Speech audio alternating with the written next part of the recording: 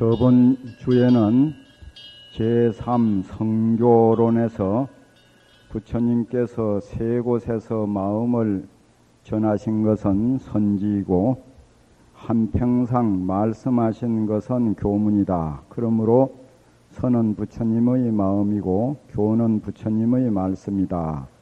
말 없음으로써 말 없는 데 이르는 것은 교이고 말 없음으로써 말 없는 데 이르는 것은 선이다. 그러니까 유언으로서 지어 무언은 교고 무언으로서 지어 무언은 선이다. 부득방가하라 초리흥신하리라 속지 말아라 말에 떨어질라 하는 데까지 공부를 했습니다. 오늘은 그 가지고 계신 교재 50쪽부터서 시작합니다.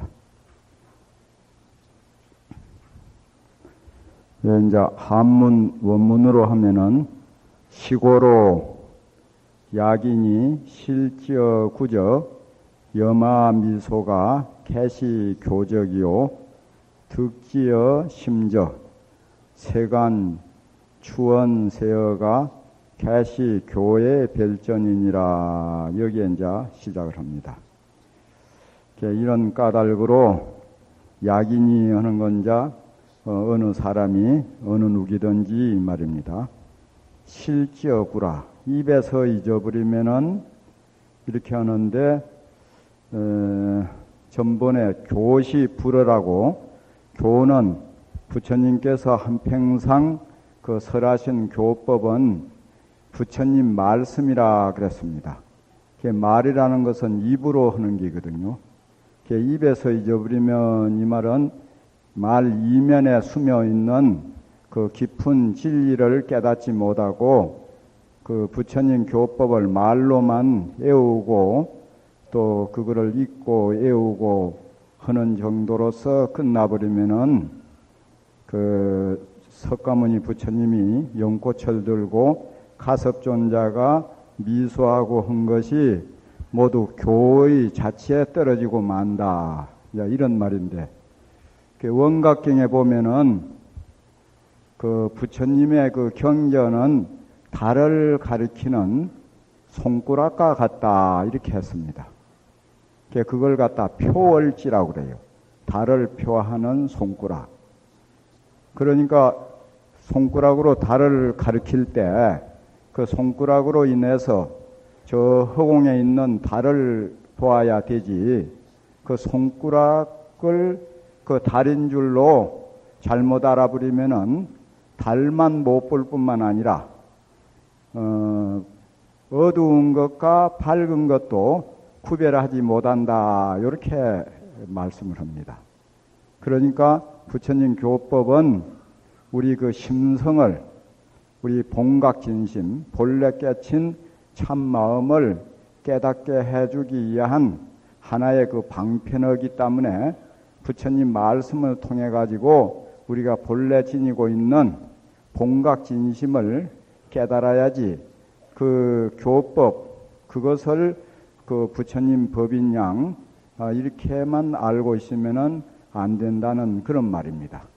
그래서 여기에 이제 입이라는 것은 말은 입으로 하니까 부처님 그 말씀을 갖다 금구성언이라 그럽니다.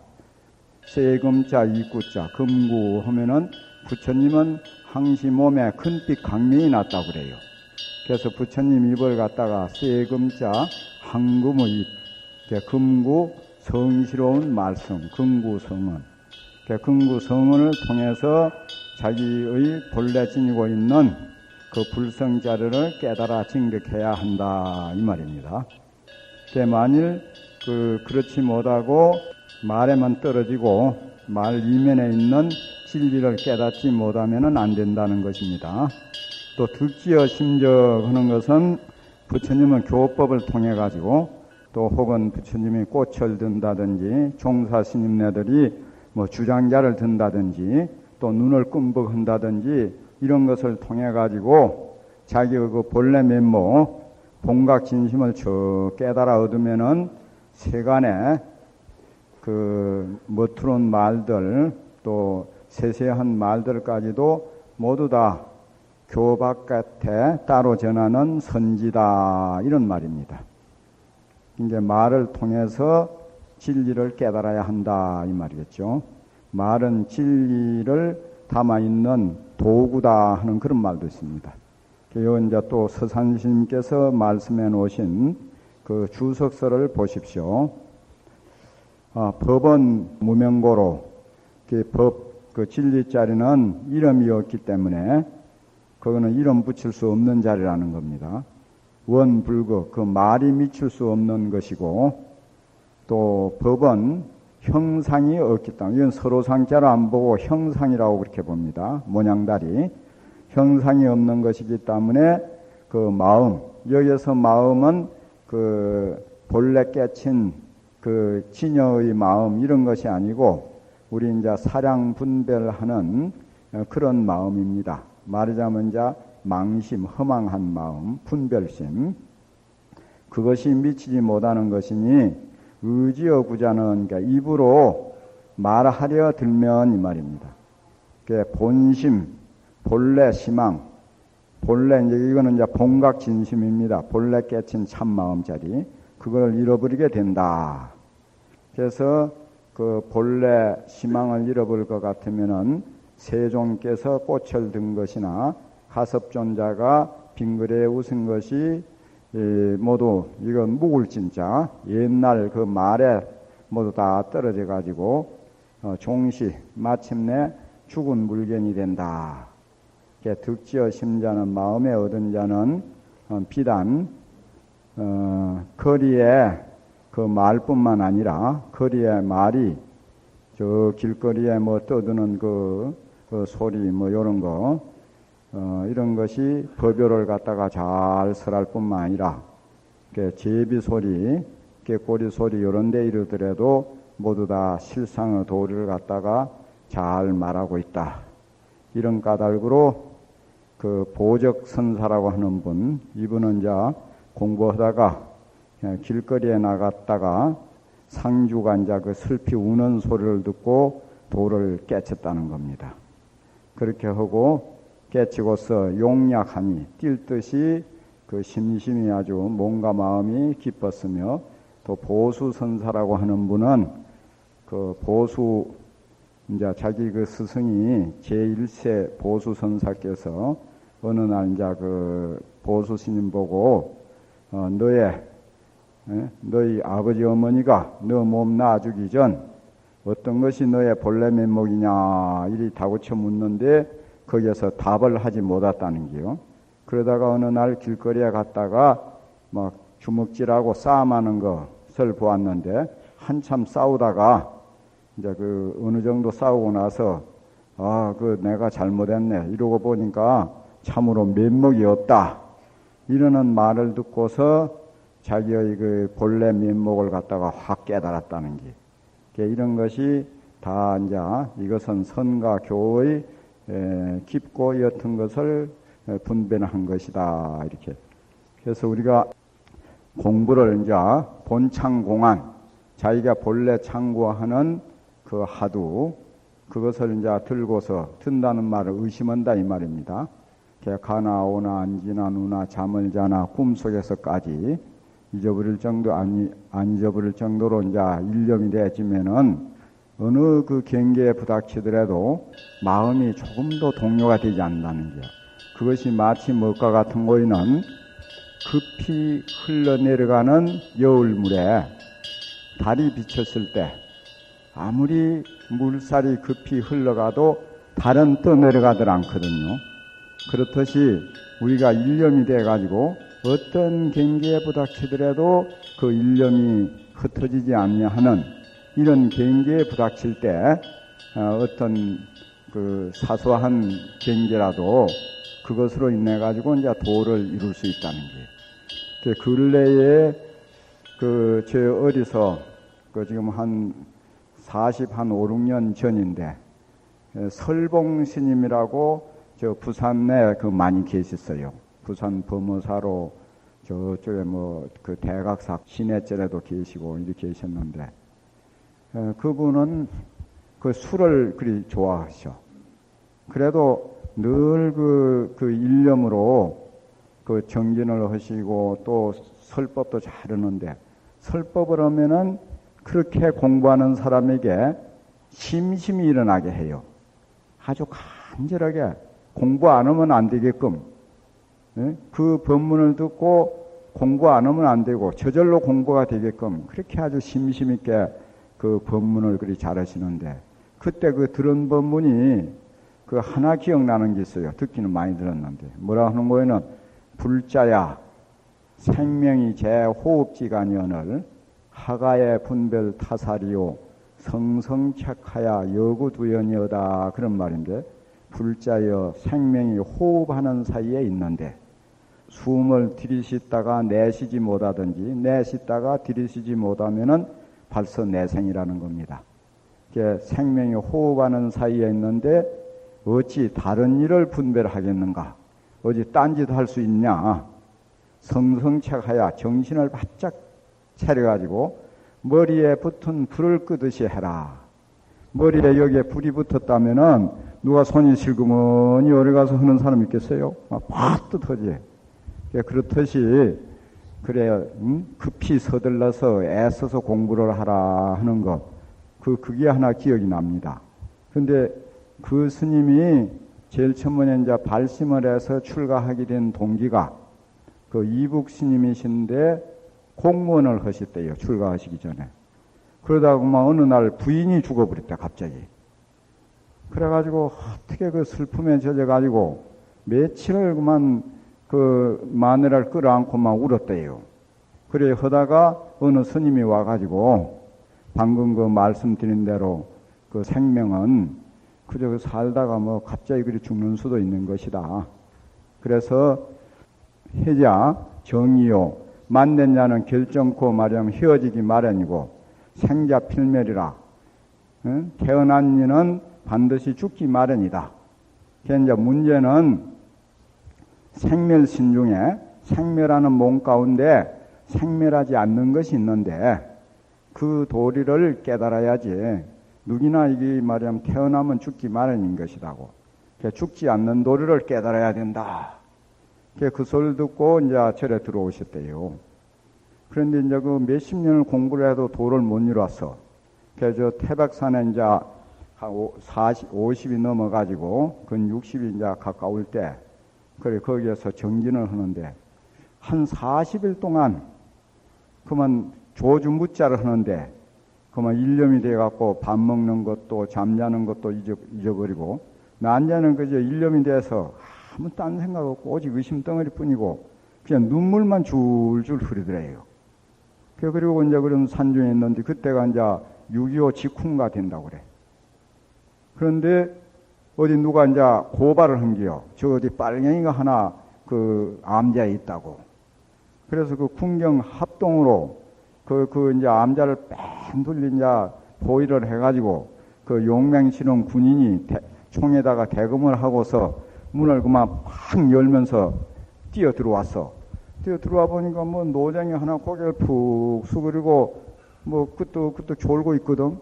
그러니까 그걸 보는 순간 없다 하고 소리를 질러버렸대요. 그게 무라 이 말이지. 없다.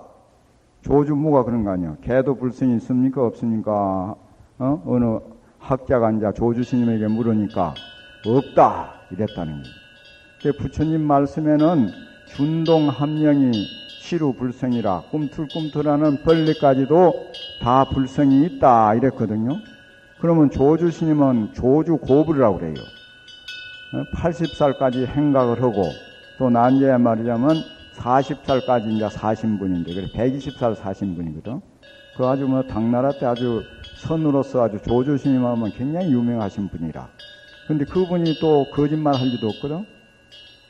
그럼 부처님은 꿈틀꿈틀하는 벌레들까지도 다 불성이 있다 했는데 조주스님은 개는 말이야 벌레에다 대면 고동동물에 속하는데 그 불성이 없을 리 만무하거든.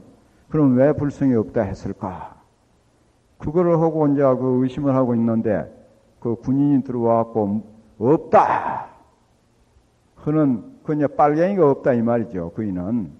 그런데 이는 이제 그 하두를 갖다 깨치버렸어. 그래가지고 도를 이루었다고 그래요. 그런 분이라. 그렇듯이 여기에도 이제 일념이 돼가지고 있을 때에 어떤 말이냐면 기연을 만날 때 심기일전 마음기틀이 한번 썩 바뀌어가지고 자기의 그 본래 면목을 갖다가 이제 깨닫게 되는 것입니다. 여기에 이제 그런 게고, 그래서 시망야라 요 주까지 다 했습니까? 보수선사. 그래서 이제 그 곡성 듣고 깨치고 하나는 주먹질하는 거 보고 이제 깨쳤다. 그 다음에는 이제 송입니다. 명주 제장에 농거 농내로다 그랬어요. 밝은 구슬이 손바닥에 있음에 이제 이거 농자는 희롱할 농자거든요. 이제 굴린다 이게 손을 이렇게 이리 궁굴 저리 궁굴하고 이제 저기 손바닥에 들어왔으니까 여기에서 우리가 이제 깊이 살펴볼 것은 명주라 그랬는데 밝은 구슬. 그러면 이 구슬은 뭐에다가 비유하는 것이냐? 심주, 마음 심자 구슬 주자. 우리 그 본래 깨친 그 참 마음자리 그걸 갖다가 구슬이라고 했습니다. 이제 그 밝은 구슬이라. 우리 마음자를 갖다 묘명진심이라 그러거든요. 묘하고 밝은 참 마음자리. 그걸 갖다 이제 구슬에다 비유했는데 이것을 장자 남화경에 보면은 장자가 이제 내칠편이 있고 예편이 있고 좌편이 있고 이렇게 구성이 되었거든요. 이제 예편 천지편에 보면은 한기라는 임금님이 적수의 북쪽에 인자가 놀 적에 저 곤륜산 언덕에 올라가서 남쪽을 바라보고서 이제 돌아오다가 자기가 가지고 있는 그거는 가물이 현자 구슬주자 현주. 현자는 불가사의하다는 것을 현자를 써요. 아주 불가사의한 미묘한 아주 묘한 구슬 현주를 그만 잊어버렸어요. 그래서 아주 지식이 풍부한 지라고 하는 신하를 시켜가지고 그걸 찾게 했는데 못 찾았답니다. 그 다음에 이제 이루라고 하는 아주 총명하고 눈 받고 귀 받고 한 총명한 신하를 시켜가지고 그 구슬을 찾으라고 했는데 결국 못 찾았어. 난제 이제 격후라고 하는 말 잘하는 언변이 아주 뛰어난 그런 이제 신하를 시켜가지고 또 그 구슬을 찾게 했는데 못 찾았다는 게. 그래서 난제는 좀 어리숙하니 별것 아닌 망상이라고 하는 상망이, 상자는 형상상자 이질망자인데 상망이라고 하는 신하를 시켜가지고 마침내 그 구슬을 찾았다는 게. 그래서 한계가 참 기이한 일이다. 상망이가 이 구슬을 찾다니 이렇게 감탄을 했다는 게. 그래서 상망은 뭐인 거는 일체심이 뚝 끊어진 무심. 그러니까 우리가 참 본래 깨친 참 마음자리 그것을 갖다가 깨달아 증득하는 데 있어서는 지식 가지고 되는 것도 아니고 그러니까 과학적인 분석으로 되는 것도 아니고 철학적인 어떤 사색이나 지식 그걸로 깨칠 수 있는 것도 아니고 또 명상 멍청이 그저 아무 생각 없이 앉아 있는 거 그거 가지고도 되는 것도 아니고 또 말 잘하는 것 가지고도 되는 거 아니라는 거.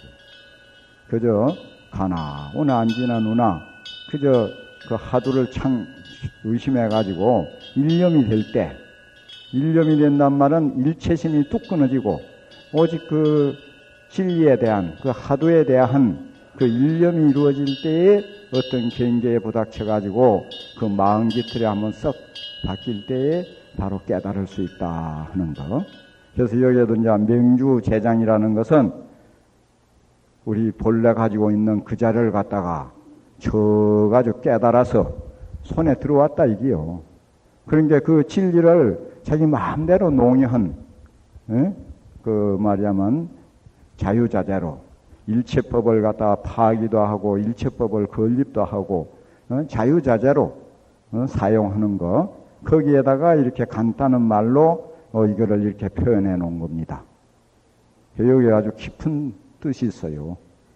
밝은 구슬이 손에 있음에 이리 궁굴 저리 궁굴을 한다 하는 것이 그런 것을 여기에 이제 의미하고 있는 겁니다.